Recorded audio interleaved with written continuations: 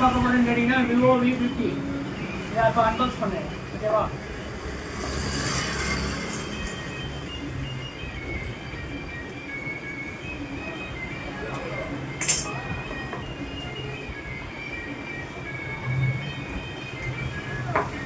இதில் என்ன இருக்குன்னு பார்த்தீங்கன்னா விவோ V50 ரெட் ரோஸ் கலரில் விவோ V50. இது பார்த்தீங்கன்னா IP லெவல் வாட்டர் ரெசிஸ்டன்ட்டு.